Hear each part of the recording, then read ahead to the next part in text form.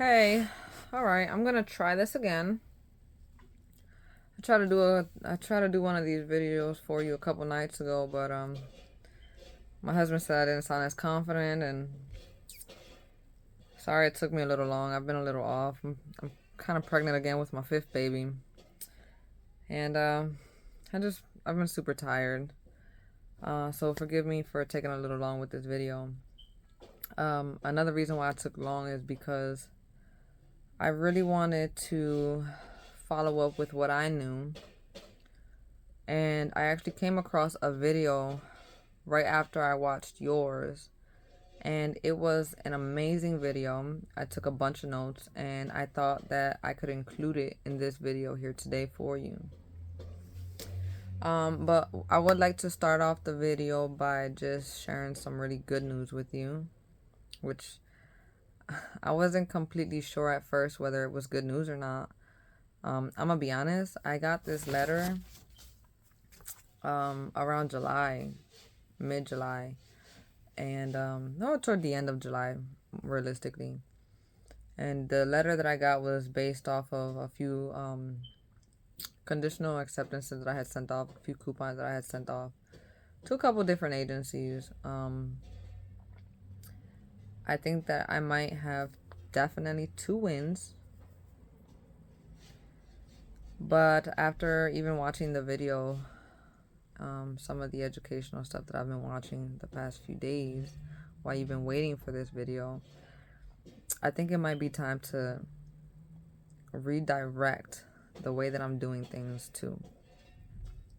I'm going to explain to you why. All right, so I'll start with the actual letter before I start with the Verizon one, because the Verizon one isn't an email. So I just actually wrote on the back of this one what it actually said, so that I can just tell you on this phone without having to pause my video. All right.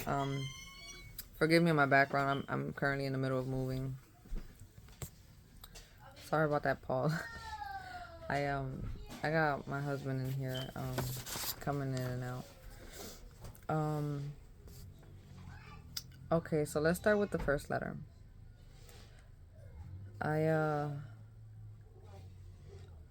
My very first time finding out about this was back in June. I found out about all of this information. I found out about the movement, about the coupon process. I really started watching Brandon too. That's actually who I started with too, was with Brandon.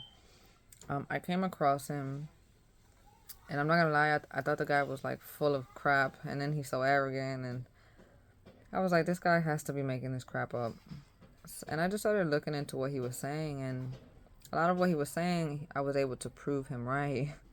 So I signed up for his course. I don't know if you've gone through the course, but anybody who's gone through the course knows that the first video is super annoying.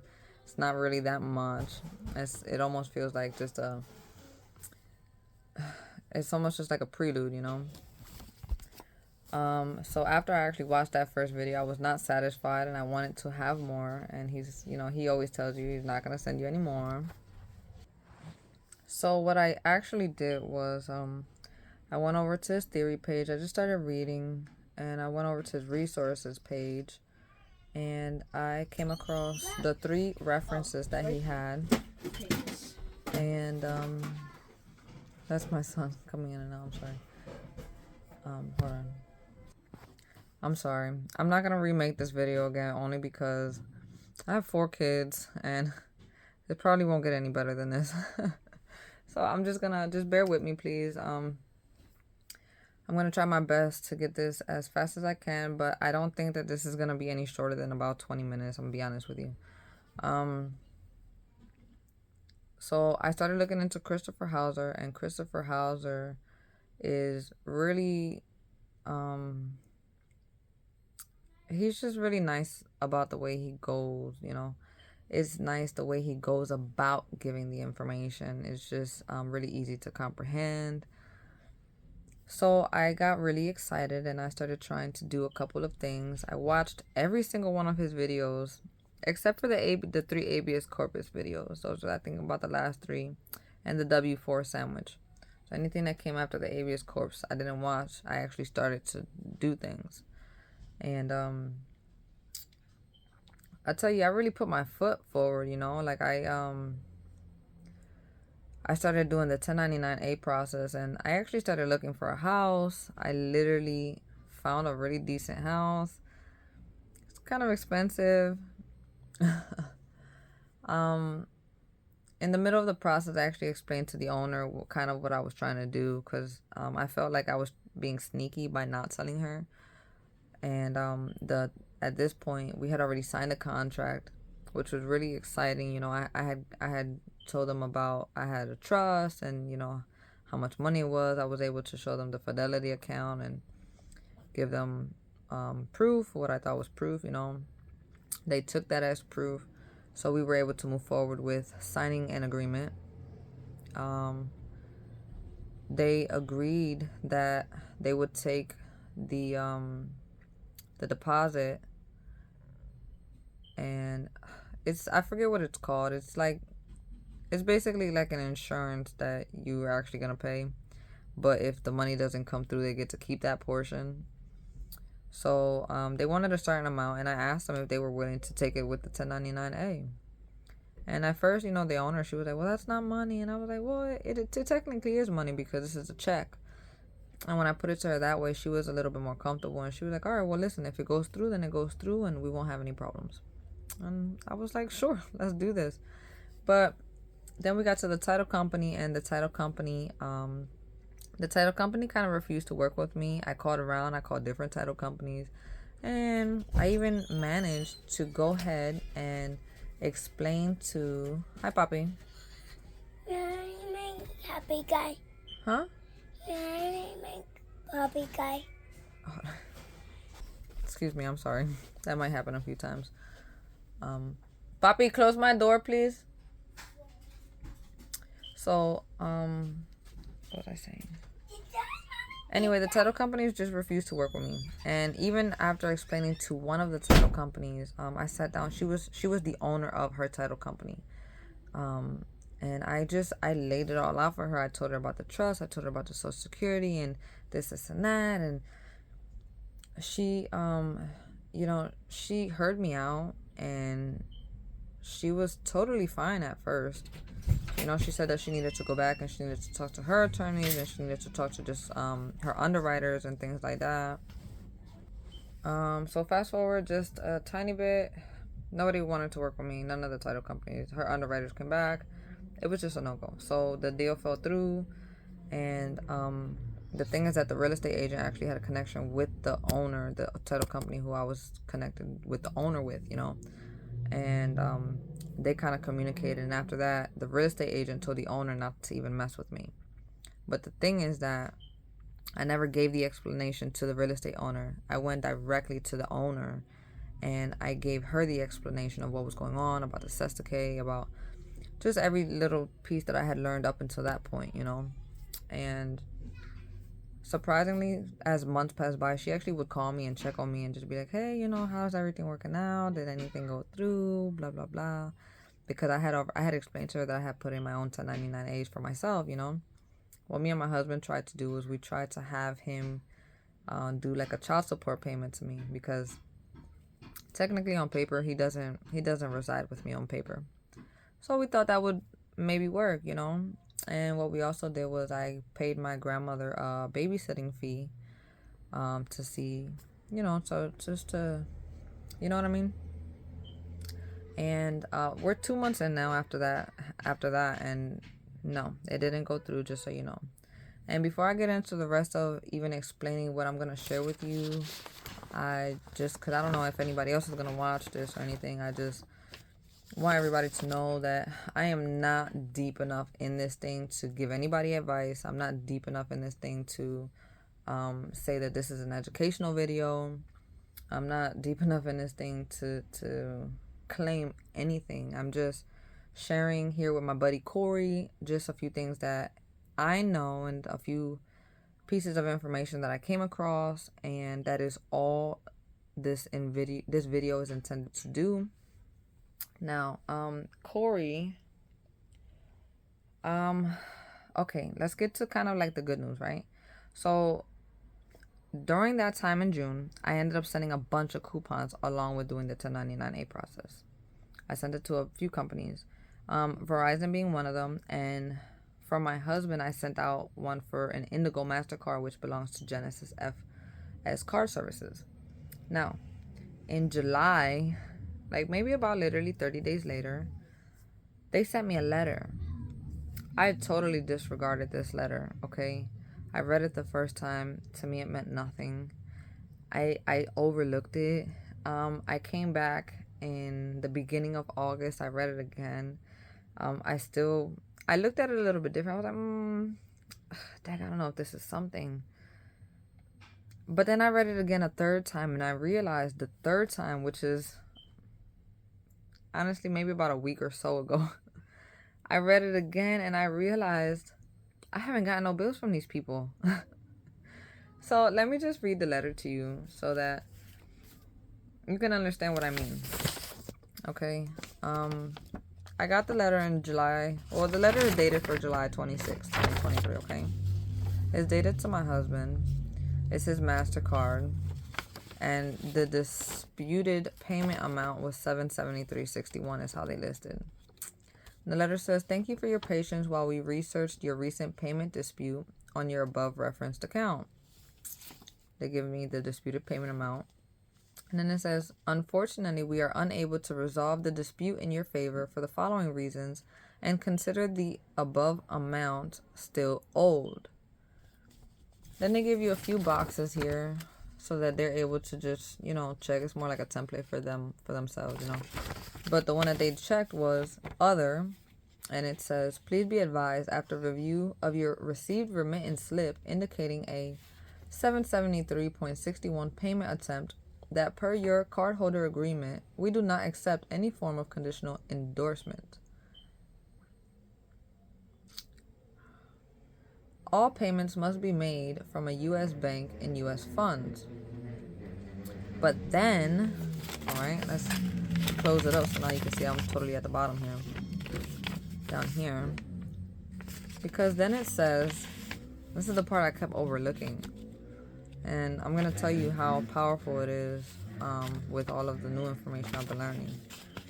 I'm going to connect it at the end, I promise. It says, "Currently your account is closed with a balance of $773.61. And they're telling me that I have a balance. And it says, "and a payment of $0.00 due by 12/30/1899. If you have any additional questions about this notice, please write to us." They give their address, their phone number. "Our customer service hours are from blank blank. Sincerely, FS Card Services." Now, come on, the date though. They're saying that my account is closed with this balance, but I owe them $0. And that I had to pay that $0 by December 30th of 1899. So, after reading that the third time and not receiving any bills from them, I realized that the account had been set off. And that's why I haven't received any bills from them any longer. And what I mean by that is I haven't even received any collection letters. They didn't sell the debt. As of now, if they do, I'll update this video. But as of now, the debt has not been sold. Today is, I believe it's August 31st. So it's been literally another 30 days plus and nothing. So I think that's a win at this point. Now let's move on to the next one, right? I sent one also to Verizon during that time. Verizon came back. They were like, no, we don't accept, blah, blah, blah. And I actually sent them a conditional acceptance letter, which I'm kind of regret sending it to them first because I actually use my internet a lot and they've cut it off now and whatever the case is. But nevertheless, we won't worry about that part. Okay, I sent them a conditional acceptance and they didn't appropriately answer the conditional acceptance. And by the time they had actually answered the conditional acceptance back during July, I was able to finally have a conversation with Tara, who is from the Jarrett's, Jarrett Realty Investors. They're very well connected with Christopher Hauser. So I bought a consultation from them, and I brought it up to her. Hey, listen, I sent out this conditional acceptance, da da da. And she gave me a few suggestions, especially like renaming it an affidavit of truth. And she told me to. We just had a really major conversation. I only bought 30 minutes, but we ended up talking for an entire hour. And, just speaking about things that were happening. We got to catch up on what Christopher Hauser was doing and what I knew, and she, what she knew herself, and just a few suggestions she gave me. But anyway, I actually, to be honest with you, I never followed up with another conditional acceptance for them, okay? Because I've just been doing more research on different things. What I did do, just to give you an update on where I'm at the moment. This is before my newfound knowledge, okay? Oh, I'm sorry. Let me not skip over this, right? I have 2 Verizon accounts. I have one for Wi-Fi, which is Fios, and I also was trying to get a line for my mobile phone, my cell phone. The problem with the phone is that I put the SIM in my phones, my T-Mobile phones, and it didn't work. So literally the next day I literally took the SIM cards back and was like, here, it's not working. I can't do anything with it, so just cut the service off. Well, they still stuck me with that bill. Nevertheless, because I'm trying to do all of this, I accepted it. I accepted it for value. And I sent them a coupon back. They also denied it with the original Verizon letter. They were basically denying everything together in one. So when I sent them the conditional acceptance, Fios' side, they responded to me saying they were going to deny me. And the other people did too. But the thing is that I only followed up with the Fios side. I never followed up with the mobile side, technically. And what I mean by that is just I never called them to dispute, to argue with them, blah, blah, blah. I did call Fios and I started to dispute with them. And I'm just going to use the word dispute. I'm going to tell you why that's wrong later on. And why maybe it is that I'm actually still fighting with them. Why they have not provided a remedy to me. But I did not dispute with the mobile side. And I wrote it down here just because I didn't want to stop the video and then have to start it again. So I just wrote it down on the back of this letter so I can tell you what it said. But the email was very plain. It was very basic. It just had their header. And then it said, it said it was from Verizon. It said that it came August 23rd, just a few days ago, just about a week ago. But the total amount that was due was $0.00. And that was due by 9/11/2023. So to me, that was like a super win. That was like a super win, because they sent me proof that I owed them nothing. They sent me an email. I don't know. To me, that was a win. I tried to do one of those chat things, and the lady said that I had a balance on there, and I was like, but what about the email that you guys sent me that said I did not have a balance? And she ended up actually logging off. So nevertheless, I actually didn't reach out to that one. I haven't gotten a bill from that one either. So let's see how that goes. Again, if anything happens, I will definitely do an update. But I really, really would like to share with you something that I learned today. And what I'm going to do is I'm going to post a link. I'm going to post a very specific link. And I would like you to look into the video yourself. It's a 2-hour video. But I want you to follow up. On the same person's channel, there's a numerous amount of videos. And there's a lot of conferences that this particular guy did. His name is Brandon as well. But he's not our same Brandon, okay? He's a little bit different. He's a different Brandon. But he is very super knowledgeable. And he actually was going around in 2009 and up and doing conferences to teach people how to become a creditor, okay? Now, let me just tell you the beginning, right? So he started to describe the hierarchies of law. And I'm looking to the side because I have like literally, I took pages and pages and pages of notes. So I'm just going to speak to you based on my notes. All right. So he was explaining the different hierarchies of law, natural law being the first one. That's God's law, right? Commercial law, where two sovereign entities can contract. It could be two different jurisdictions, but it's when two entities, they come and they contract with one another. Common law, which is a society or groups who decide on guidelines to conduct business. Statutes, for example, like the United States Code, and the 52 titles that are contained therein.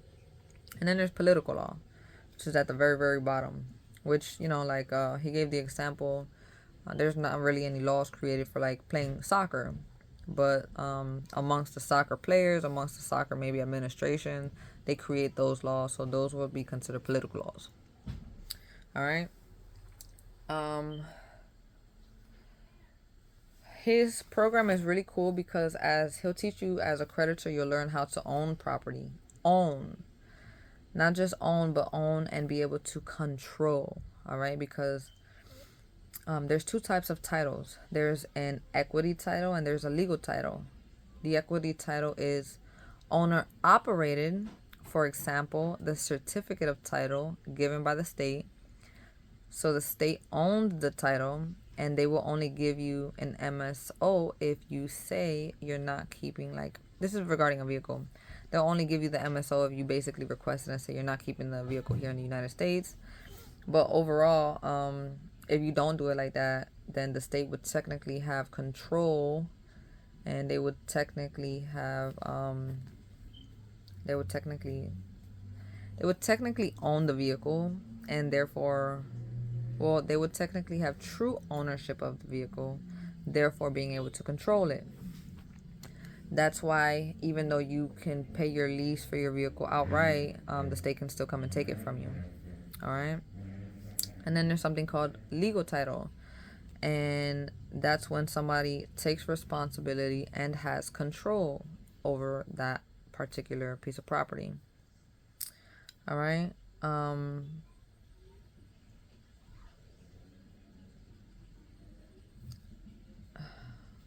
going to skip that part. All right. So as I'm reading some of these things, I just want you to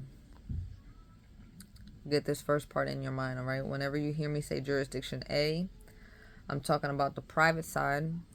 This is the republic, and these are where the sovereigns are, okay? These are the creditors, in other words. And jurisdiction B is the public side, it's the democracy. These are your debtors, okay? Now, let's talk about the bankruptcy cycle. The Constitution is a security instrument, all right? A constitutor is one who creates a constitution in order to pass debt to another. Again, the Constitution is a security agreement. All right. I'm sorry, a security instrument. All right. It is basically a surety of debt. In 1789, the national government lost its sovereignty because they sold their security, the Constitution, to the UK. And they took over the national government's property for about 7 years. The UK took over the United States property, okay, because we sold our Constitution to them as a surety of debt. Now,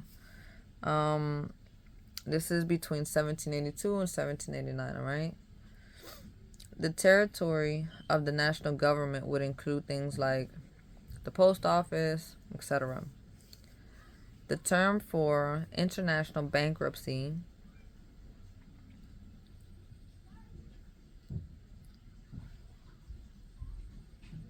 is 7 years.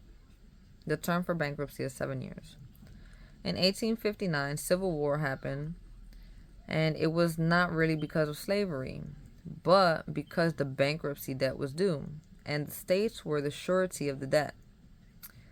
Wealth was really wrapped up in the South, But the South refused to pay. The North came and they came to the South and was like, hey, you guys have most of the wealth. Like, you guys gonna pay this thing? And the South refused to pay. And because they refused to pay, they technically gave up their sovereignty. All right. So after the war, it made the war mean nothing realistically, because after the war, the states lost their sovereignty because they entered into another 7-year bankruptcy. I put 7 to 70 because technically it was 70. But let's keep going. Again, this is not me trying to educate nobody. This is just information that I've gathered myself. I'm just sharing this with my buddy Corey here because I think that we need to start approaching this on a different level.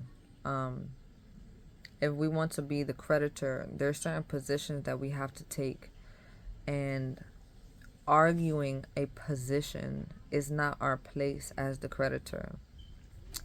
When we argue, we become the debtor automatically, because creditors, they don't argue. Creditors offer solutions. They come with infinite solutions, in fact. They never argue a position. They never argue the facts. The facts are the facts. It is what it is. Here is the solution that I can offer you. Creditors are very much responsible. Debtors are not. Debtors are not responsible. They want to pass off their debts and their responsibilities unto others. And that's why the government has taken control of them. That's why they fall under jurisdiction B. That's where the judges and the esquires and all of those people come in, because now they get to provide you a benefit. You get to be irresponsible. They will provide you a benefit, but now you have to abide by their rules and their jurisdiction, okay? Excuse me. So fast forward, right? Now we're at 1791. Alexander Hamilton created Bank of the United States, where securities are being held. It was a 20-year charter. He was saying that, okay, so in 1811, Congress didn't want to renew the Bank of the United States. So the creditors got upset and they burnt the White House. They took over the courts and they basically brought in their military and put us back in our place, because they had the power and ability to do that through the bankruptcy, because they're the creditor, okay? Now, in 1929, the stock market crashed, which was another thing that made us put ourselves in need or dependent on someone else,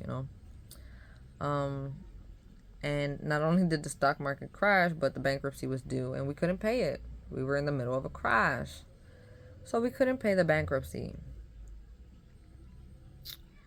So what happened was, when we entered into that second bankruptcy,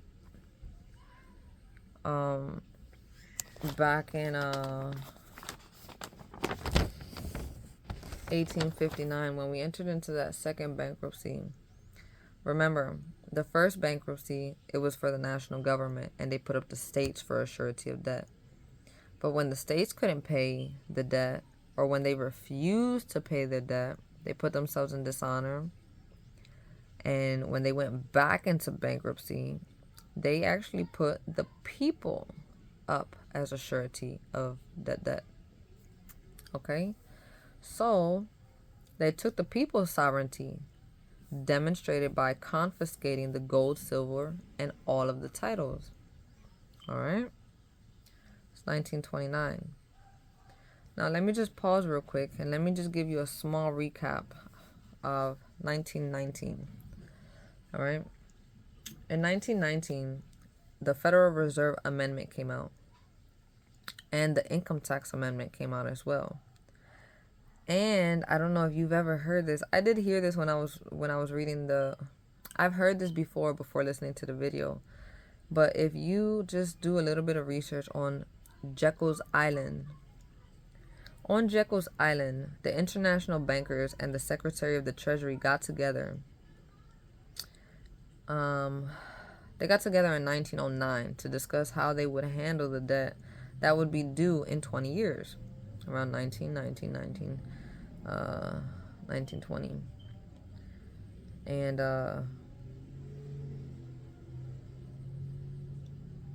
they came up with the Federal Reserve System, all right? Your income taxes, they don't pay for the operation of the government. Your income taxes pay the interest on the debt. It goes toward the creditors.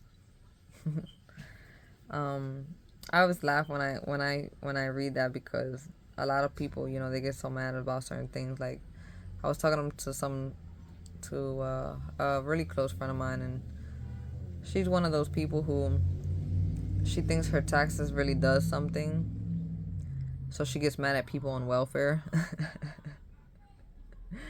for just sitting on their behinds, right? And what she doesn't realize is that those people are being paid for by themselves, literally. Like, they're coming out of their own accounts. And anyway, nevertheless, we'll get into that later. So let's go back, right? We're headed back into 1929. People used to own their properties through allodial titles. An allodial title gives you control. It's a legal title. A sovereign title.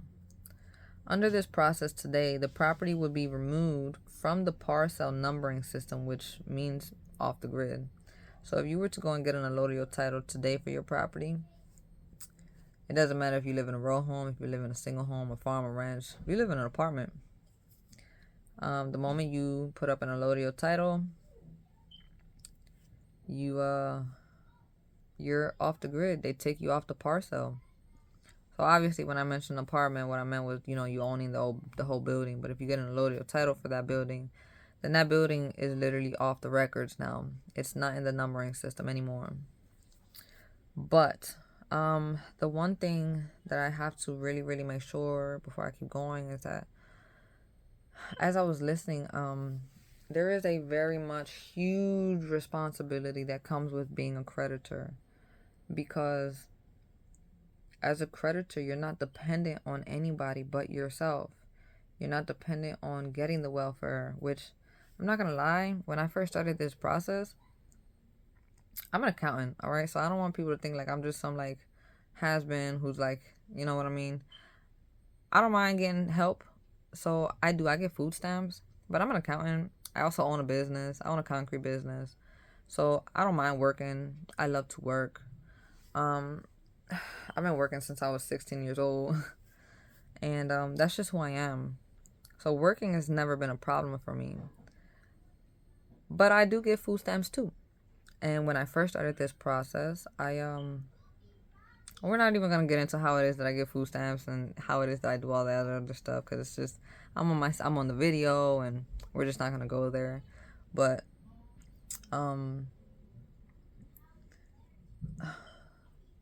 when I first started this movement, I'm not gonna lie, I was scared that at a certain point I wasn't gonna be eligible for my food stamps no more.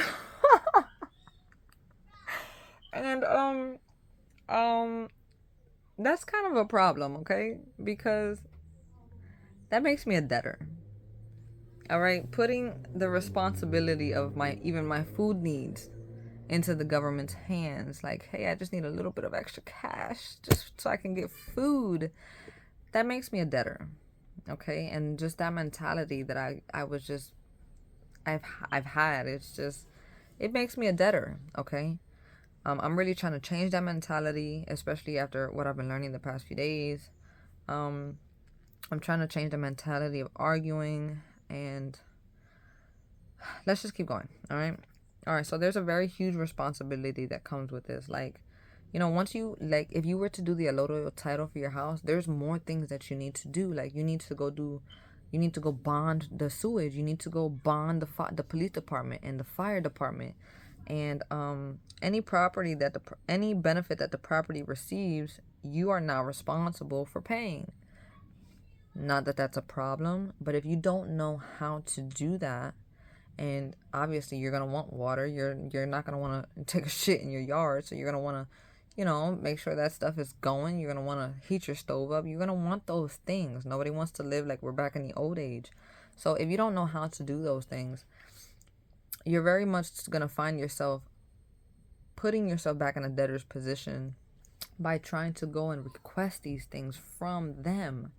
Okay? And it just defeats the whole purpose. It puts us back in bondage, and that's really not where we want to be. So when it comes to Christopher Hauser's videos, when it comes to a lot of these guru videos, they're not explaining that all of this comes with a major, major responsibility. And realistically, it's our job to figure it down to a T and to a science, so that once we are in this position, we don't regress, we don't go backwards. We don't find ourselves again being dependent on the wrong people. I'm going to say it like that, because it's not like we shouldn't be able to depend on each other. I would like to depend on you and your knowledge, and the same thing for you to me. You can depend on me and my knowledge, and depend on the fact that I'm going to really do my research and come to the table with everything that I have and just come with facts. You know what I mean? But what I mean by depending on the wrong person is we obviously don't want to depend on the government, because then we subject ourselves to their jurisdiction. We subject ourselves to their laws. We subject ourselves to their voluntary servitude. Okay? Because at this point, everything is voluntary and everything is by agreement in this commerce system that we live in. So everything that we've done, we've agreed to it. Everything, just like Patrick Devine said and Gene Keating said, we're in this position not because of anybody else but ourselves. Some of us are too lazy to read. Some of us are not willing to find out. I mean, I was literally trying to explain this to one of my friends in church, and one of them will listen to me. She'll at least listen to me. She doesn't make any comments or anything. She's not like, oh, you don't sound crazy, but she just listens. But the other one of my friends, she just plainly came out and told me, the system isn't bothering me. I'm not here to fight the system. And that's not what I'm trying to say either. I'm not here to fight the system. I don't want to fight the system. I very much want to be in honor. So fighting is not a goal for me anymore. Proving a point is not a goal for me anymore. Proving who I am is not really a goal for me anymore. The facts are the facts. It is what it is. I'm not here to argue their facts. If they say they're the facts, let's just accept it for value. It just is what it is. The moment you argue the facts, you become the debtor. All right. Now, the current common law is admiralty law. Right now, we pay property taxes to cover those benefits. You're not subject to any jurisdiction. It's by volunteering and by agreement. Anytime they took something from us, they gave us something in return of equal or greater value.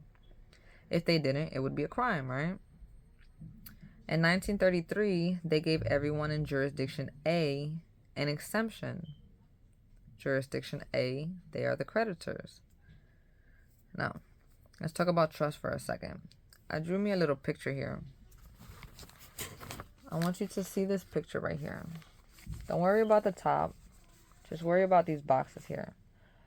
So up here you have the private trust, and down here you have the public trust.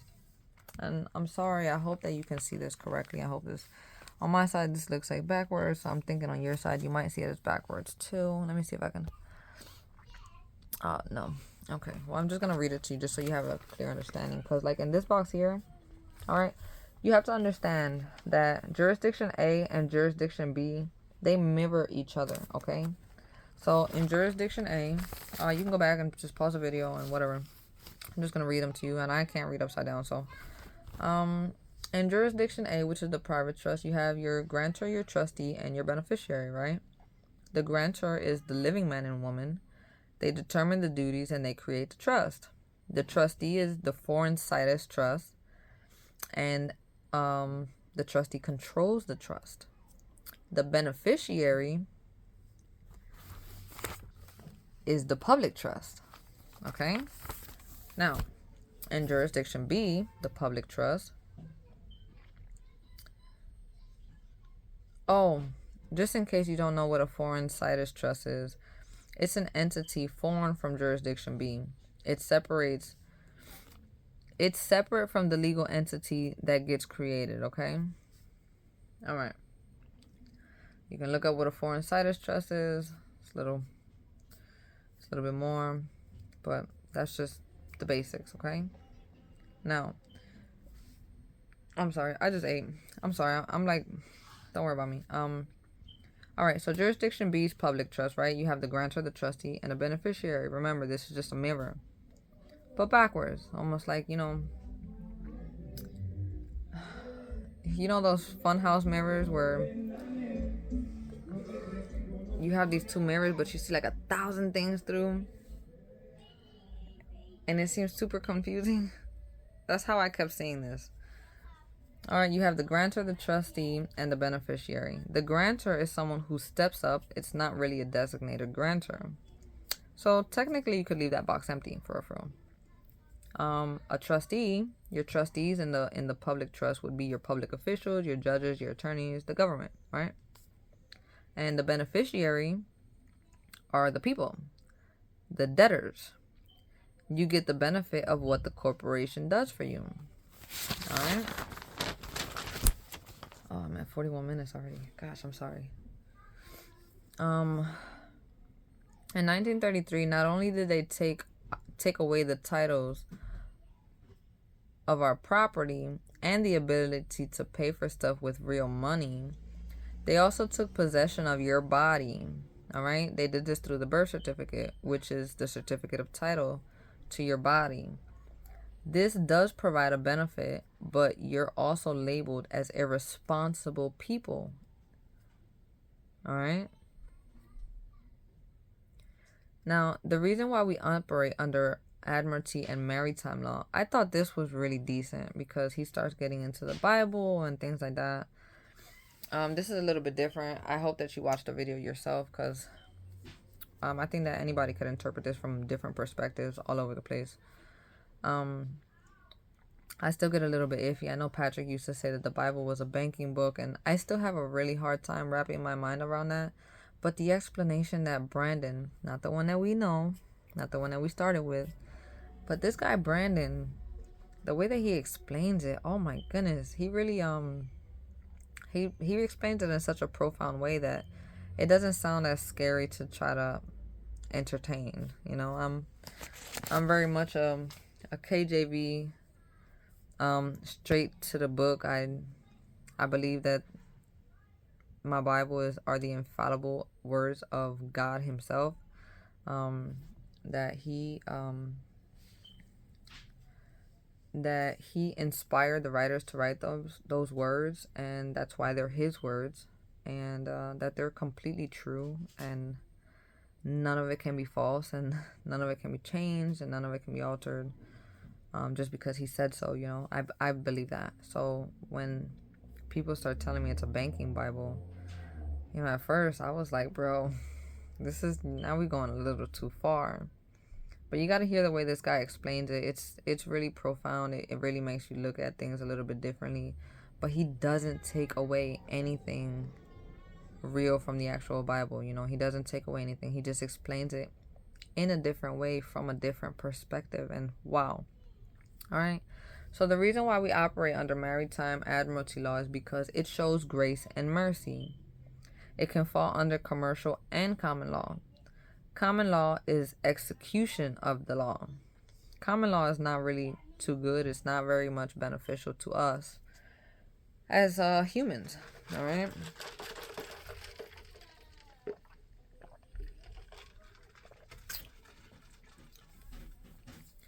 Admiralty is the law of vessels. And I'm just going to stop and explain this real quick because this wasn't in that first video, so I won't have notes on this part. But today I was learning the reason why it's the law of the vessels is because you have to understand, which I'm sure you will, Corey.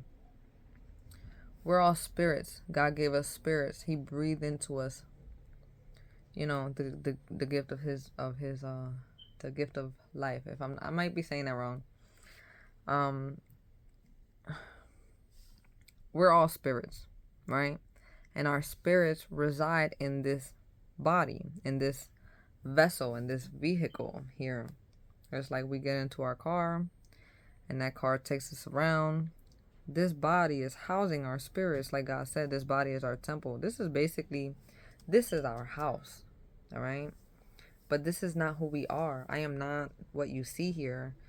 You cannot see my spirit, but my spirit is living inside of this vessel here.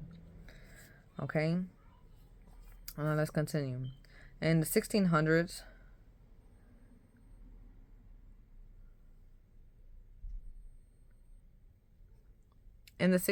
we actually all deemed ourselves vessels in the sea of space. All right. In 1753, Lord Mansfield decided admiralty as part of common law. In order for you or us to operate in admiralty, the government, they needed to give you a berth in admiralty, B-E-R-T-H. Obviously, they don't spell it like that because then they would be giving up the goods. So they just changed the spelling. That's the manipulation of the English. But the birth certificate application, yeah, my love.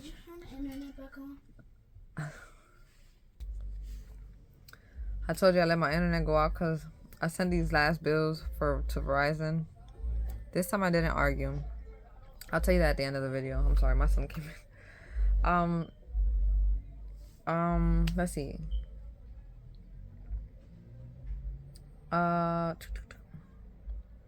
So in 1953, Lord Mansfield, he decided that admiralty was a part of the common law.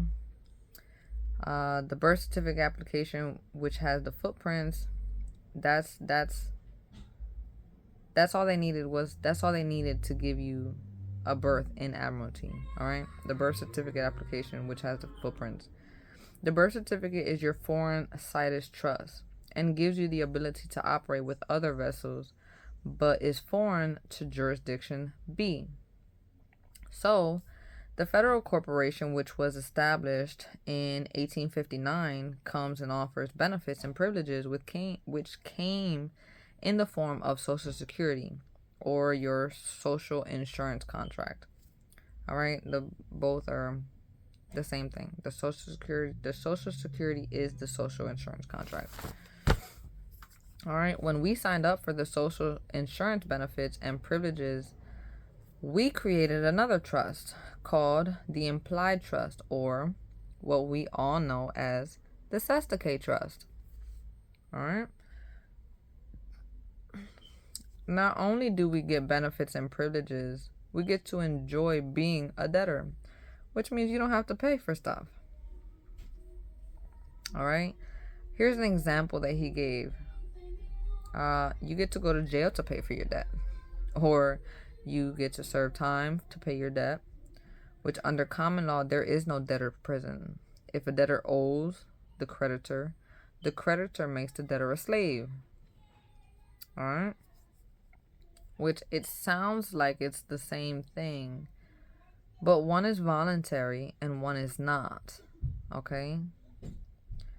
Now, in the Garden of Eden, so where the Bible comes back, in the very beginning, when God gave them their rules, they were actually in a non-commercial zone. There was no money. He gave them all of that stuff. They didn't have to go and pay for it. They didn't have to really trade it with anybody. They didn't have to say, here, I'll let you borrow this, you let me borrow that. There was none of that. None of that. Everything was in abundance. I'm sorry. This is taking just a little bit longer than I thought. My kids are getting a little bit antsy, so I'm going to try my best to wrap this up. That might not happen. Okay. In the Garden of Eden, they were placed in a non-commercial zone. There was no money. So as soon as they broke the law, instead of actually killing them like God said he would do, he wanted to show them grace and mercy. Remember, he said, if you eat of this fruit, ye shall surely die. But he didn't want to kill them, okay? He wanted to show them grace and mercy. So the way that they explained it is that what God did is that he actually switched the jurisdiction on them. And he put them under Admiralty law, which is grace and mercy. All right? You and I might feel a little bit differently about this, but nevertheless, just hear it out, okay? Now, instead of dying, you get to be under commerce and discharge your debt to a future date. When he said that, it tied it in for me personally, just because, at this point now, we were really waiting for Jesus to come on by. Everything after that was literally pointing toward Jesus. All right? So you got to that's what discharge means. Set off and discharge are different. Set off brings it to zero. Discharge is paying in the future. Now, they tried to pay with fig leaves. You remember? They went and they wrapped their bodies in fig leaves. And God was like, no, no, no, no, no. I'm the creditor. I'll tell you how you can pay me back. You got to use the blood of an animal. Right? We know he ended up killing an animal. And then he clothed them. He clothed them himself with the animal skin. So the creditor determines the money. All right? During this time, you got to understand, because God said instead of dying and you get to be under commerce and discharge your debt to the future, they technically were entering bankruptcy. Okay? Discharging does not eliminate the debt, it puts it off to the future. Again. Now, when Jesus came, he paid it, so our debt has now been prepaid. It no longer puts the debt to the future, but it's prepaid through Jesus. And another thing that I learned today, I'm just going to pause today, because it's the way that he said it. I'm an accountant, okay? So, and I only have my associates, I'm not like the best accountant in the world, but I have a basic knowledge. I currently work in accounting, so I have some experience now, and I did graduate from college. So you can consider me basic, okay? I'm just basic. I'm not really nobody out here. I'm not this really bright person. I read a lot. But he said that God died on the T. On the T. And as an accountant, the T for us is the credits and the debits. So to me, that was super powerful, because the cross was the debits and the credits together. I don't know. I thought that was super powerful that he mentioned it like that. The new system of law is redemption anyway. Since Jesus paid it and everything is now prepaid, the new system of law is redemption, okay? We're now in a redemption system where you can set off your debt.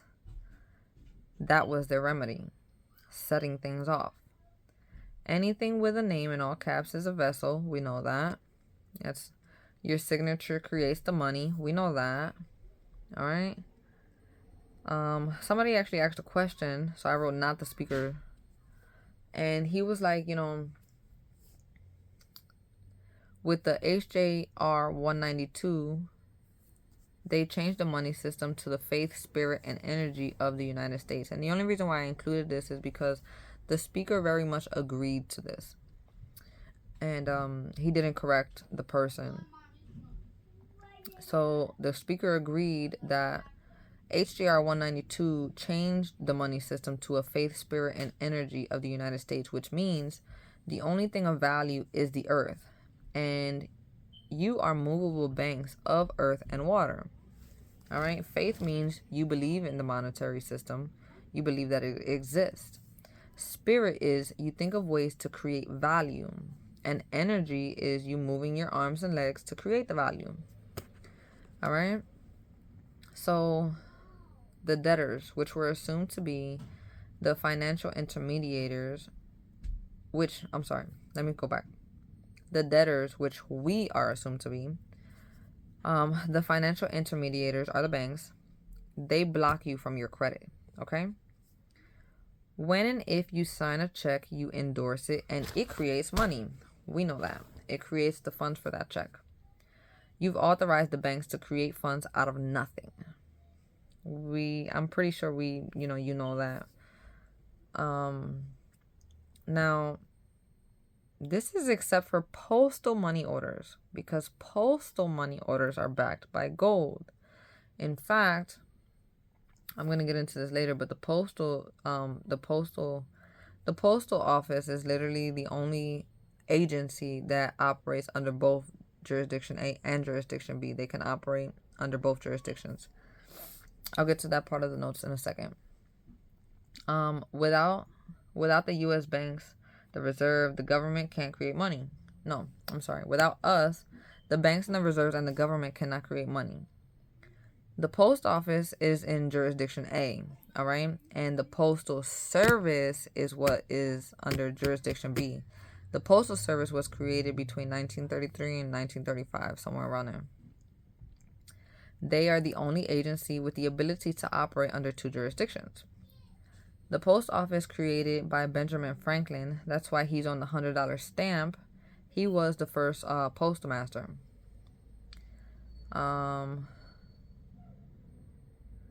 Now, here's another thing I wrote in my notes here. This is super important, along with making sure that you are able to take full accountability and responsibility,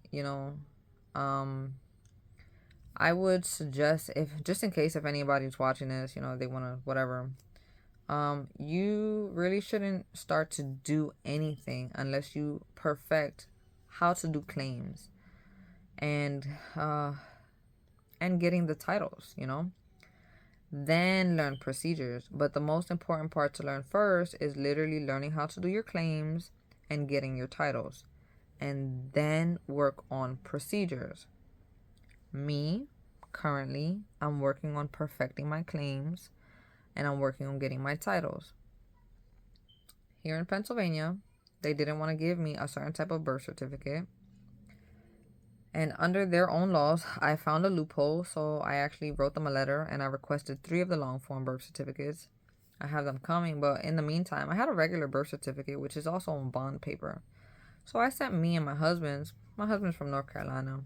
He actually did have a certificate of live birth already in our paperwork here, in our important paperwork. So what I did was I sent his to the correct location out there in North Carolina, and I sent mine's over here to the correct location over here. We sent them to the secretary of the state, okay, for each state. If you go into the secretary's website, they have an certification and authentication section where you can figure out how to authenticate and do all of this good stuff. But I learned today that it's actually a little bit different, because realistically, when it comes to the birth certificate, we actually want to accept it for value. And we want to send it back to the county recorder, the recording deeds office, which is where everything gets sent, right? The UCC one is just a public notice. But without a claim from jurisdiction A, it's pointless to do the UCC one. I'm sorry for the sigh. It's just because now I'm a little nervous. I just know that I might get a little bit of heat for this video because nobody is teaching this in this way. Listen, I was so stuck on this process, and I'm not gonna lie, I got really discouraged when the house situation didn't fall through and the money didn't come through. I'm just like, God, what am I doing wrong? I know that this stuff is true. I've been looking it up. I've been reading laws, so I know that the information is real. It's there.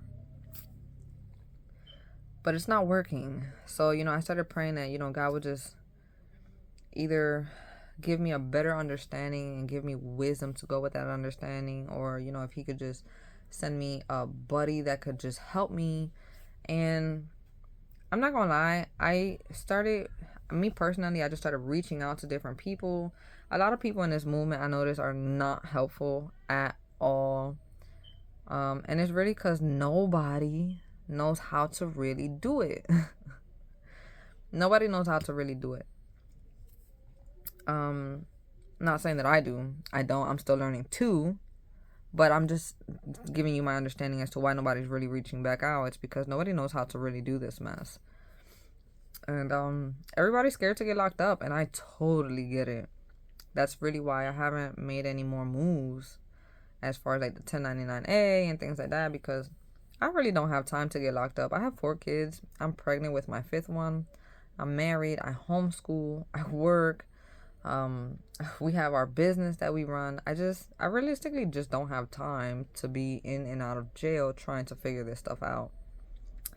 I rather just keep reading and reading and reading until I perfect the procedure and perfect the claims, and I'd rather just do it that way. Me personally,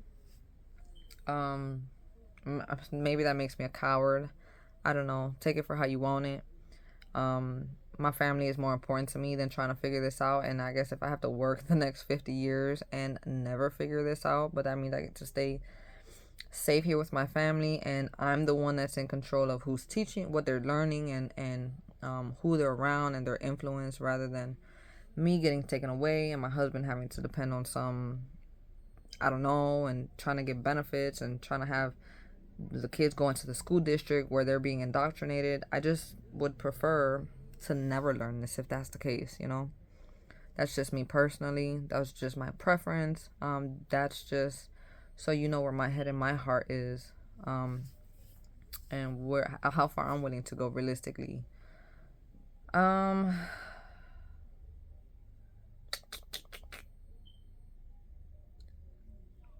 So just back to the notes, right? So the UCC1 is a way for a foreign creditor to perfect or put into the public record their security interest. You can find some of where he's talking about that in the video around around minute 55, okay? Again, I'll put the video in the link. Don't mind me here. I'm literally in the process of moving. This is where I keep my important mail at that I've been doing all of this freedom stuff at. I call it my freedom mail. Let's see. All right, so 3 elements to the UCC1, right? Is the secure party creditor, the debtor, and the collateral. Again, the UCC1 is just a public notice, and it means nothing if you don't put in a claim from jurisdiction A. I'm not going to get into telling you how to put in the claim from jurisdiction A because I just don't know yet how to put in that claim. When I learn it, I will update the video. I'll put out a new video. But until then, that's all you get from me. Sorry. A Federal Reserve note is a negotiable instrument. Under the law, the definition of negotiable instrument, it's not. But that's one of the benefits of jurisdiction B. You get to trade worthless stuff. Even though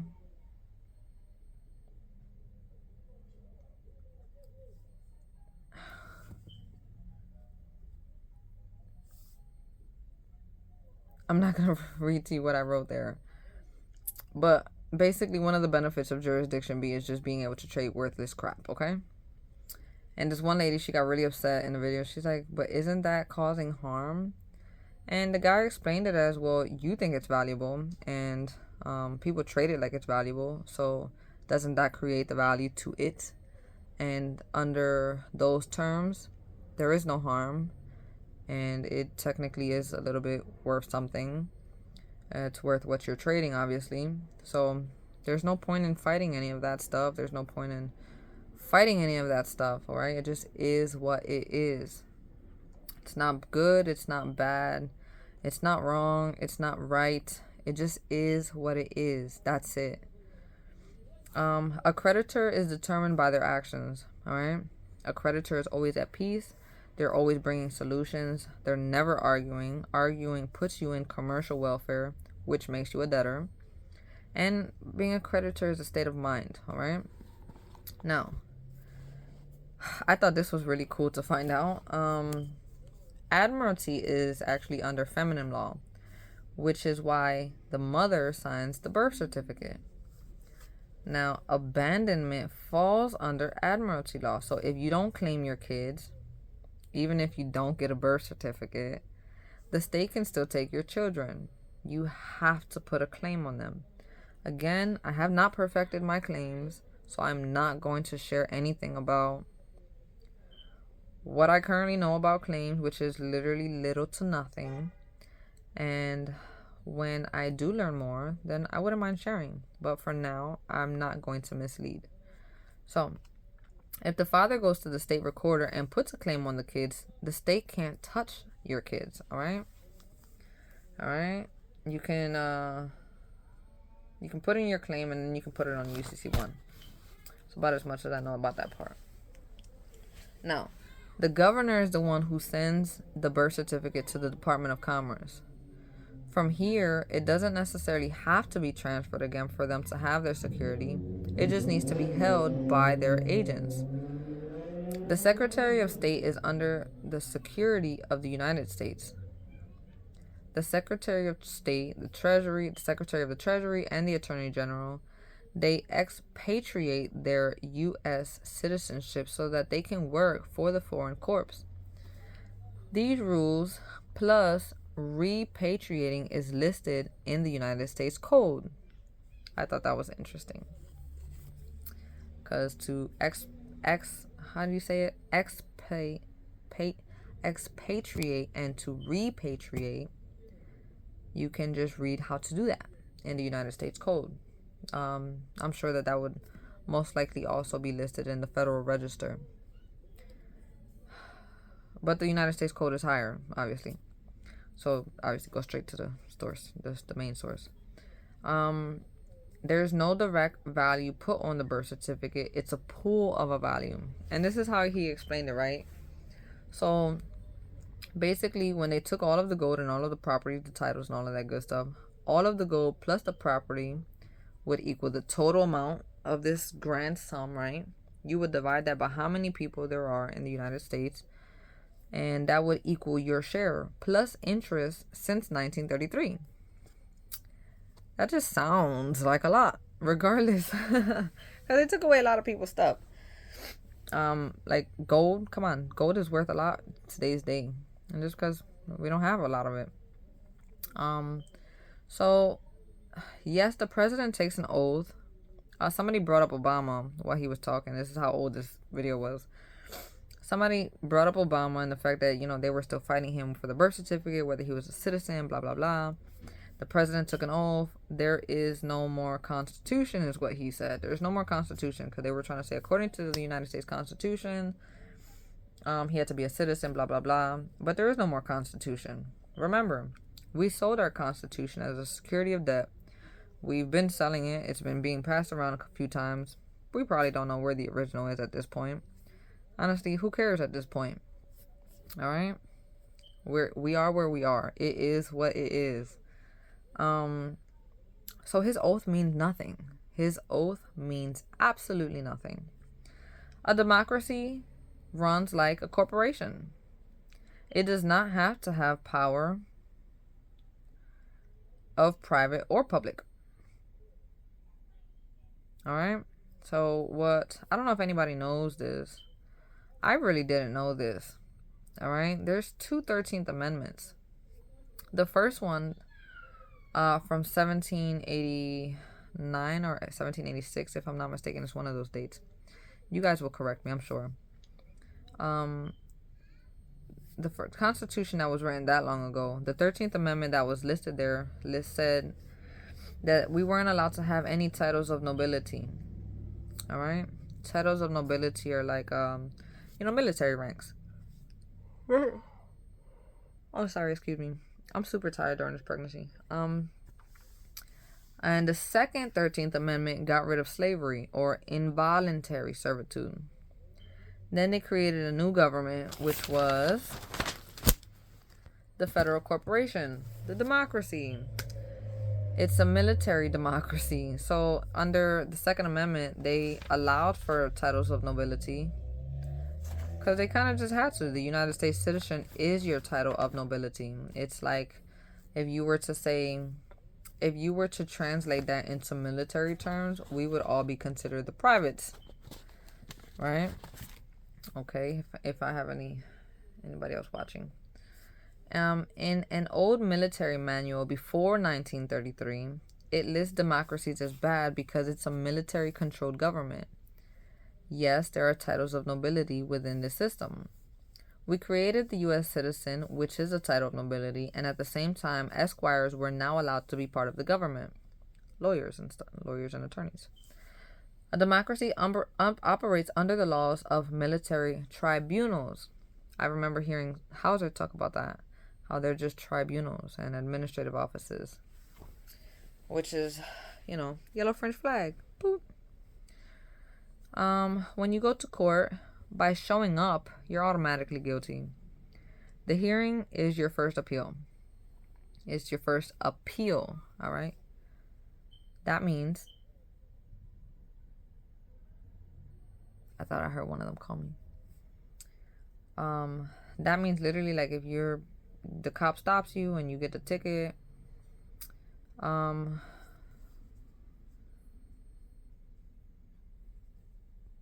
that's really your first I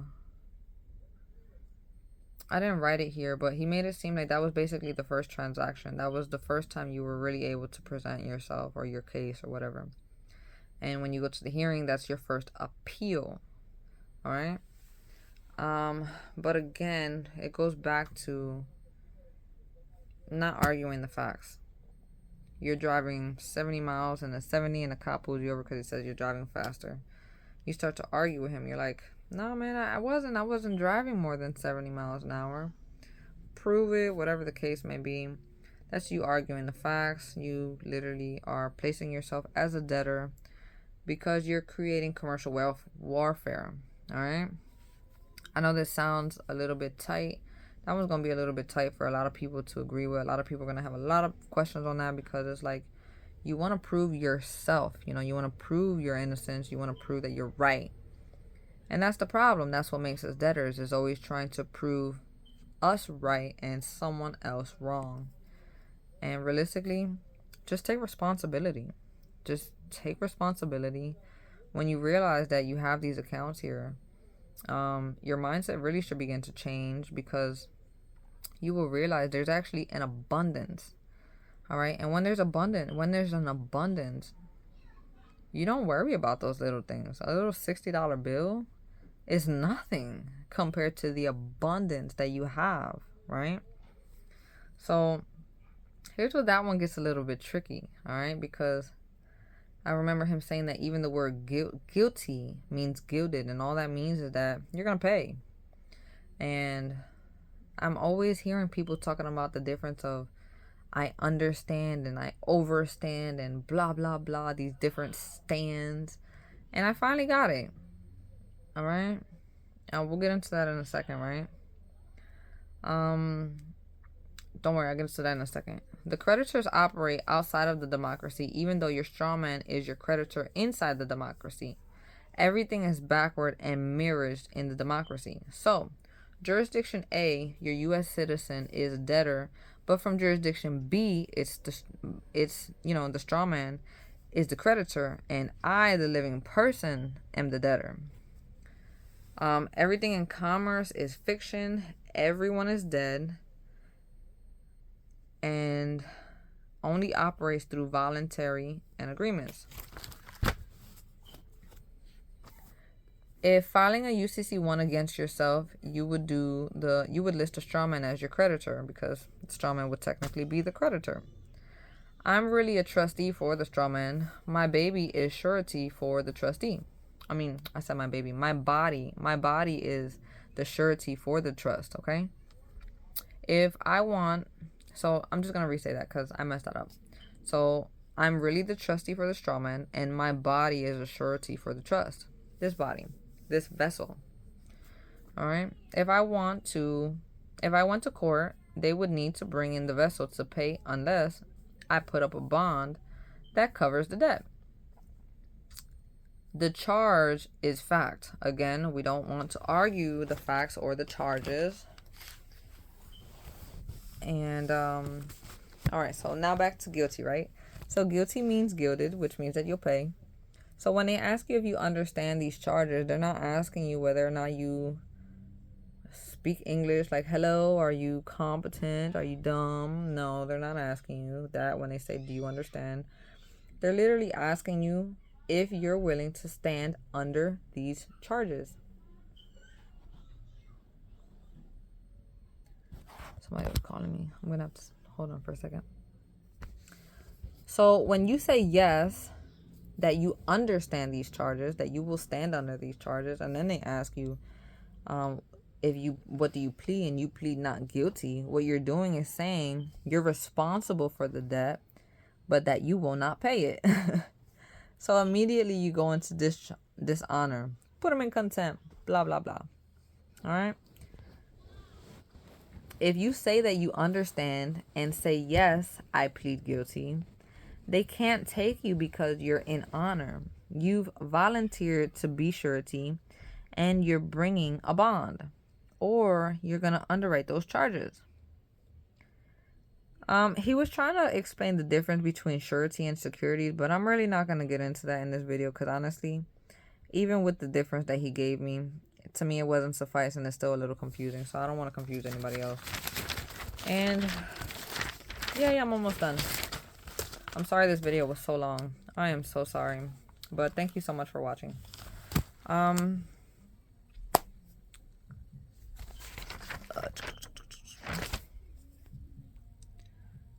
So if you want to become a good creditor, you need to really become an expert in commerce, okay?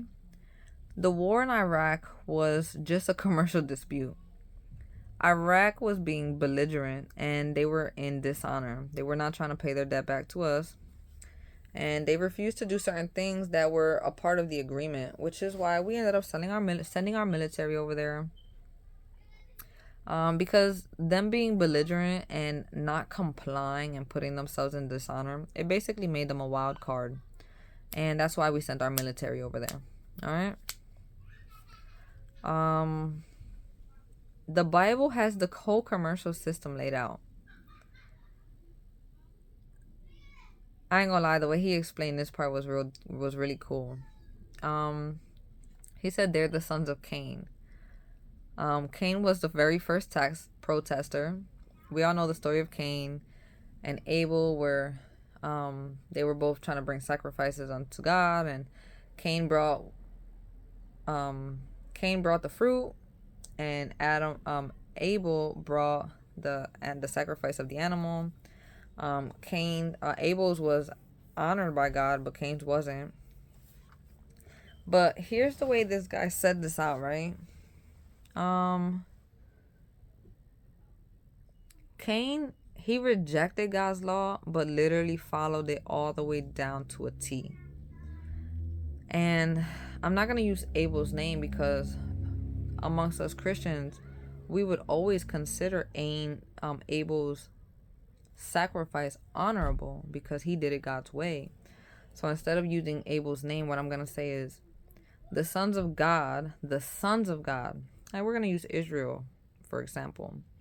They always said they would follow and then they didn't. All right. But Cain's people said they wouldn't follow and they always followed it down to a T. All right. And I'm going to explain that because I didn't write it down, but I'm just going to explain it. Cain still made the sacrifice.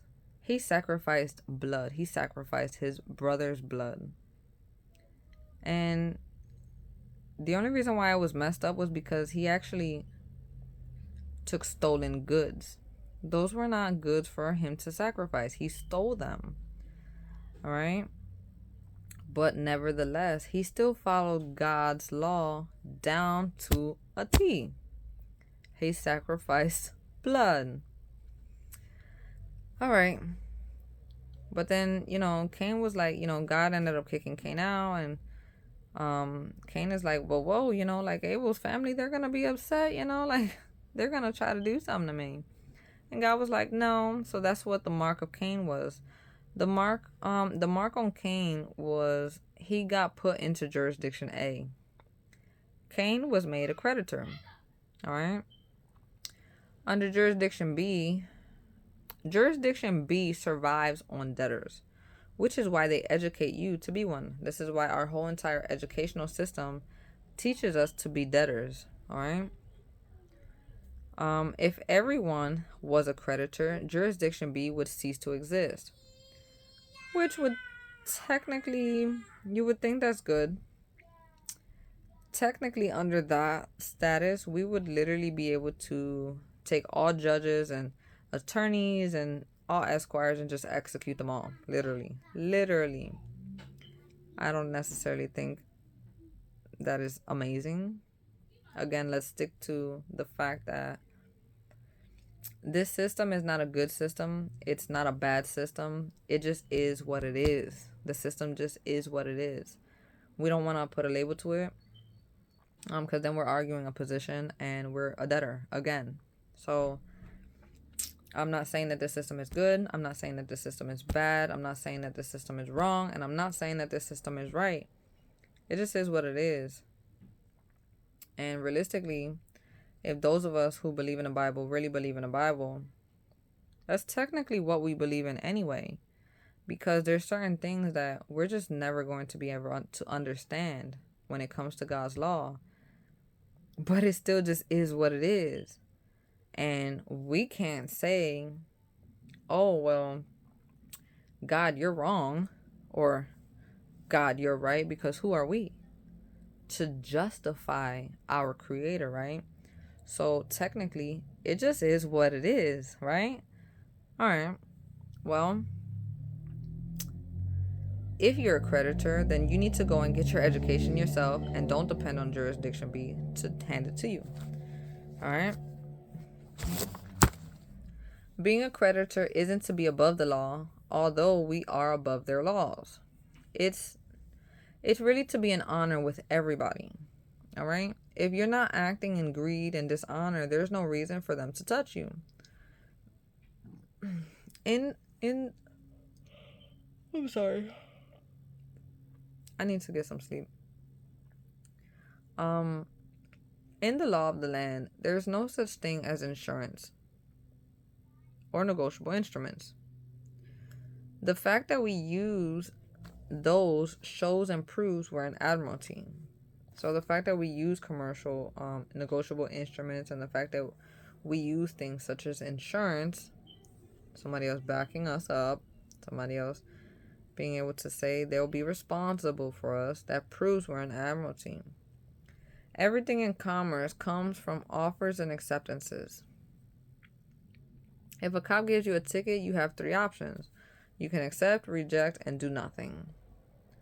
Accepting is the only way that you stay in honor. If you reject it, if you reject paying the debt, you're putting yourself in dishonor. If you do nothing under the maxims of law, you're in dishonor. So there's really only one way out. Just accept the damn thing, pay it, accept it for value, and keep it pushing, because we live in abundance, okay? Even a conditional acceptance in most cases is dishonorable. I learned. Yes, because some of us, this is me, this is my assumption, so let's just put it out there. This part's my assumption, but I'm assuming that in most cases a conditional acceptance is dishonorable because, number one, some of us don't do it right. A lot of us are arguing the facts. We're not really plainly just stating the facts. And realistically, if we're going against what they're saying, then we're still creating commercial warfare, which is dishonorable, because we're trying to negate the responsibility from ourselves onto whoever else it is, whether that be, me telling Verizon, oh, well, you're the one that's responsible for this debt because of blah, blah, blah, point B, point C, right? So, just be careful for things like that. I'm not saying that every single conditional acceptance is dishonorable, but you just need to be careful on how you go about writing and how you go about putting your words into place with your conditional acceptance. So that, again, the whole entire point, a creditor always remains in honor. A creditor is never arguing, and a creditor is always providing solutions, okay? As long as you're bringing a solution to the table, you're good. As long as you're taking accountability and you're being responsible, you're good. the moment you negate that responsibility, the moment you try to place and or displace that responsibility from yourself and onto somebody else, you become a debtor. The moment you try to argue the facts, you become a debtor. We're not here to do that. We live in abundance. These small things, they shouldn't bother us. If we're like out in the street and this cop, he's like tussling with us. They got into it a couple years ago because this cop literally dragged me out of my car. And we like really got into it, and he was just like this 6'3" big ass white dude, and I'm just little old me. I'm 5'3", and I don't know if you can see me here, but I'm actually pretty skinny. Even during this pregnancy, I'm pretty skinny here. I'm not big at all. I probably weigh about a good 110 pounds, and that's if I'm wet. Because dry, I'm only like about 100 pounds. Unfortunately, I've tried to gain weight, but it just is what it is. It just is what it is. I'm tiny. And this really big dude, like, pulls me like a rubber band. I came out because I was trying to hold on to my steering wheel. And he, like, pulls me out like a rubber band, and we literally start tussling. And, debtor. I'm trying to tell you, debtor. Anyway, if that's something that happens to you, and you really wanted to get back at that person, what you would actually do is you would go into court, you would accept it for value, you would understand, you would stand under those charges, you would plead guilty that you will pay it off, and then if you really want to get that guy back, at this point I don't know if I still can, but if you really want to get something like some guy like that back who's just being a total jerk because he thinks he has a whole bunch of power, go after his bond. You have to understand, judges and attorneys and public officials, they have to be bonded. You see, because they're under a limited liability company. Am I saying that right? They're under limited liability, which means that they're insured, all right? If they weren't insured, they would not be able to hold their positions. But if you go after that bond and you get it, you manage to put a claim on that thing, they won't be public officials no more. Trust me. Don't ask me about that process. I'm not going to get into it because I just don't understand it that well myself. Again, I'm perfecting my claims. And I have not gotten into procedures just yet because I really want to perfect the claim part first. Perfecting your claims is what makes you powerful. All right? Now, what I also learned, oh my goodness, you're going to love this because give me a second. That was pretty good this time. So I think that you're going to love this. And he taught us that Black's Law, which is a book that we all love. That's like the book of the movement. All right, we all refer to Black's Law. But Black's Law is all jurisdiction B. Black's Law is for the debtor, okay? A controversy or an argument is established when you argue the facts, all right? You can choose.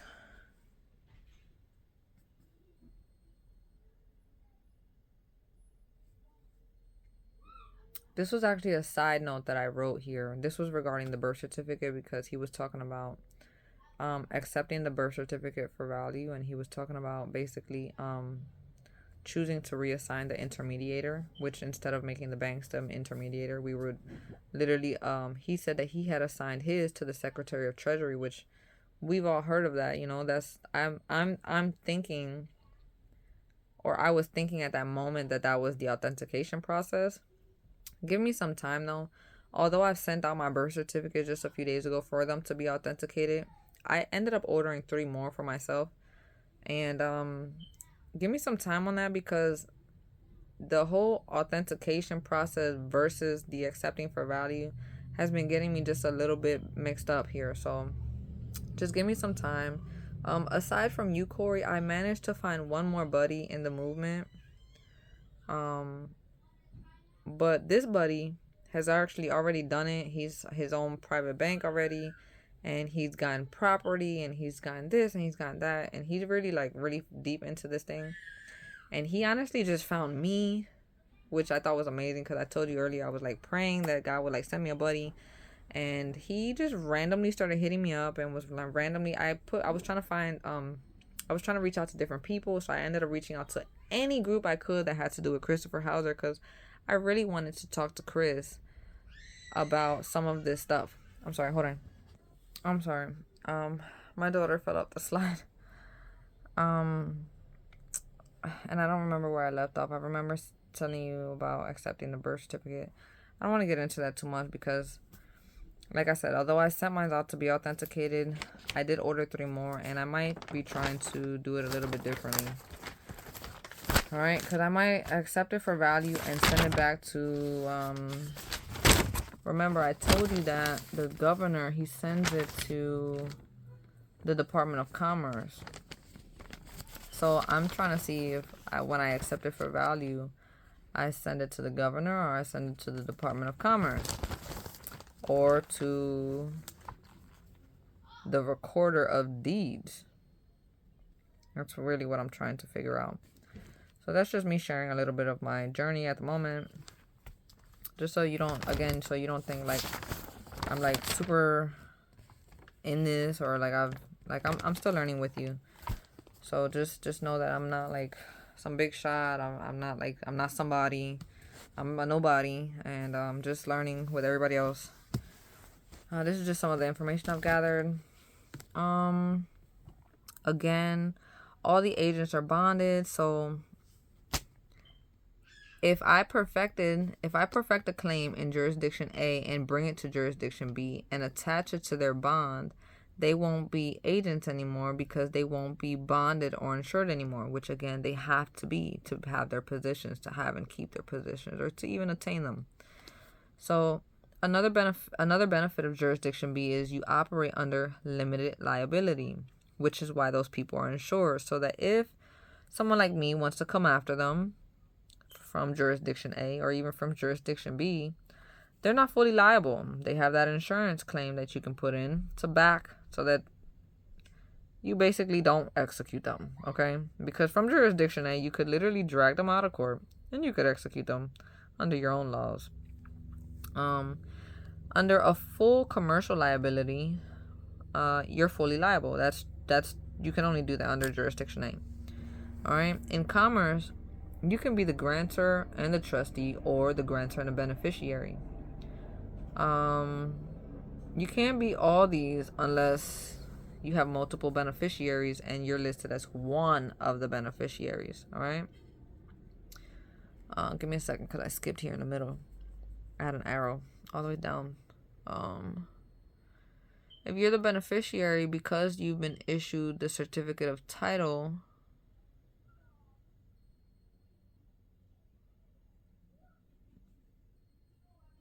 all right, so you know that you're the beneficiary because you've been issued the certificate of title.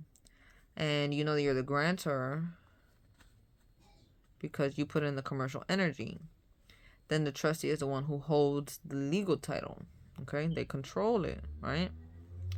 All right, now let's go back up. The certificate of title is issued by the legal title holder. It's issued to the person with equitable interest. It has their name and shows they're the owner operator. So it's like with your mortgage. You get a certificate of title. It lists your name. It lists you as the owner operator. But realistically, the state has the legal title. They have control. And they can come and take it from you whenever they want, realistically. All right? So even that, you know, you have to literally go to the, again, the recorder of deeds. What you need to do is you need to request a certified copy of that note or security, your mortgage, you know, the certified copy of their certificate of title. And what you do is you accept it for value and give it back. And basically what that does is it reverses the trust on them. And it puts you back in control. It makes you the trustee. All right. I got ahead of myself because I wrote down here how to reverse the trust. You accept it for value and send it back, the certificate. All right, I just went into that. All right, and I gave you the mortgage example. The title on the house, the grant deed is issued by the county. Go to the county, request a certified copy of the grant deed. Take it, recertify it, which, by accepting it for value, give it back. Say I've reversed and will now take the legal title. All right, same thing with the license or any document, even the birth certificate. That's why it confused me whether or not I should be doing authentication or whether I should just be accepting for value. That's the part that confused me. And that's why I'm just going to do it both ways. I already sent one to get authenticated, but when I get these 3, which the lady emailed me today, I told you I had to specifically send them a letter with their law that said I am competent enough to be able, and I'm at the age of maturity. And I mean, just me writing to you proves my competency enough for you to be able to deem me worthy of making this request, in other words, And the lady hit me up today, and she just had a little bit of a discrepancy with my address. Again, I'm moving. I'm trying to still do this, but make sure I do it right so that none of my mail is coming over here. Try to send it over there, but nevertheless, whatever. We fixed that.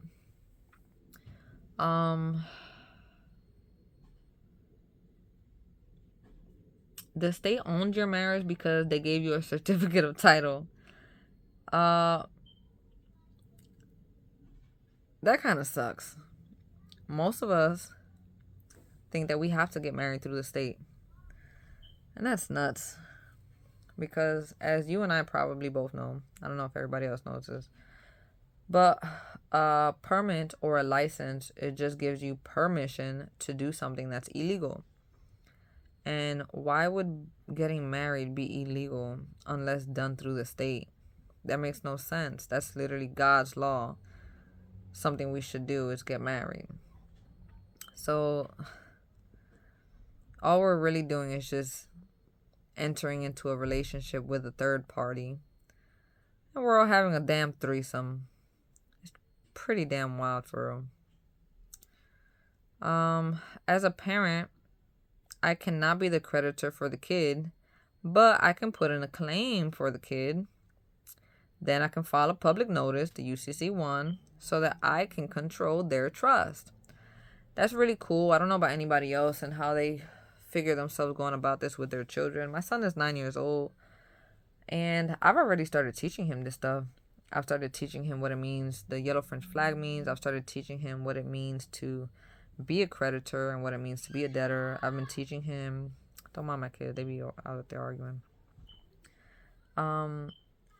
I've been teaching him what money is and what currency is and how the Federal Reserve note is just a debt.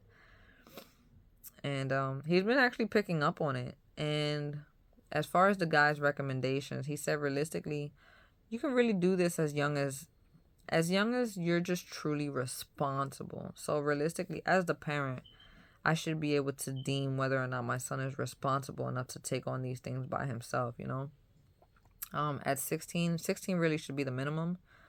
And if the child can go and they can accept for value their own birth certificate and do this and do that, then they're capable of doing that. That's totally fine. But again, as the parent, you need to make sure that you're able to decipher that, because again, this is based on responsibility. You have to take accountability. You have to be responsible. This isn't about arguing. So it really depends on their level of maturity. My son is nowhere near ready. He's only 9, like I said. He's just learning the terms and the definitions. He's just learning what's going on. But I planned as his parent to make him fully aware. This is why I homeschool, because I plan to keep him out of that indoctrinated system, and I plan to teach him the truth. Okay? So you would accept for value their birth certificate and become their trustee, okay? And that's all I have for now, which is what's up, because this video was really getting on it. So Corey, this is just this was a video for you in response to your video. This was just me sharing with you some of my knowledge and where I'm at the very moment. When I first reached out to you. I was actually studying the Federal Register, and I kind of put a pause to that because it was while reading the Federal Register that I realized that the Federal Register is not really the top. A lot of that comes out of the United States Code. So then I really wanted to direct my attention, but I'm kind of in a little bit of a jam here. All right? So I actually put that down and I started studying international banking laws. But my homie Mackie, I told you I only have two buddies here. It's my buddy Corey, and my buddy Mackie. And I mean my buddies, you guys are the only ones that reach out to me. You guys are the only ones that communicate with me. So to me, you guys are my buddies.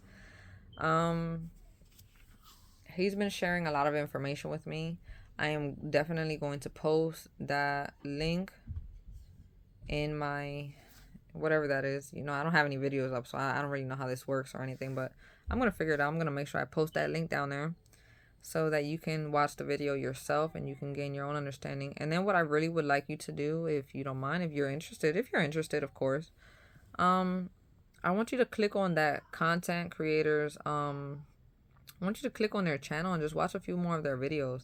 What I will suggest, if just in case if you want some order or anything, I watched a few of. So you'll see Brandon. You'll actually be able to see his face, and you'll see that there's maybe about 2 more videos that go in session with that. But you'll notice that one of them is literally session 18. So obviously there's so many missing. And then the second one that I found didn't list what part of the session that was from. But what you will notice is how the number of people increased from the very first session to the next one, because he's literally standing in front of a mirror, so you see his group there. And so I watched those two. All right, I watched those two first. I'll leave you the link of the one, and then you'll be able to find the other one yourself. And then what I'll do is I'll give you the link of the second one that Mackie shared with me. I'll leave it under the first link so that you know to watch that one first and then this one. And that's literally Brandon going and having these conferences around the world. And once you click on the channel, you'll notice, like the one I give you, I think that one's from Los Angeles, but they had one in Atlanta. They had one in another state. So you'll get into it yourself and you'll be able to kind of dissect that yourself. And I'm kind of excited to see what you come up with. Just to let you know, I did send some bills out a few days ago. When I sent out my birth certificates and I put in the money orders and all that good stuff. I got my money orders from the post office, by the way. But what I also did that very specific day was I sent some more coupons out. But this time I did it different because you and I, we love Brandon. The Brandon that we know. The one stupid fuck guy. And he just recently had a credit card success video come out with George. And the way George did it, I don't know if you saw this or not, but George ended up doing it a very specific way where he put a stamp on it. He kind of like also undid the stamp by putting his signature on it, which I might have messed one of them up because I put my signature and my husband's, but it was really toward for his. But nevertheless, I'll update later. I sent those out. I accepted them for deposit. I'll send you some pictures if you want, or if any of them go through, I'll just come back on here and I'll show you what I did. Because this time I made sure I did pictures. That's kind of something that I haven't been keeping up with. I've been a little flaky when it comes to just keeping track of the documents that I've been sending out. I've just kind of been sending them out. Some of them I haven't sent out registered. Some of them I just sent out with stamps. And realistically, I just need to kind of get my crap together. So this time I took pictures of everything.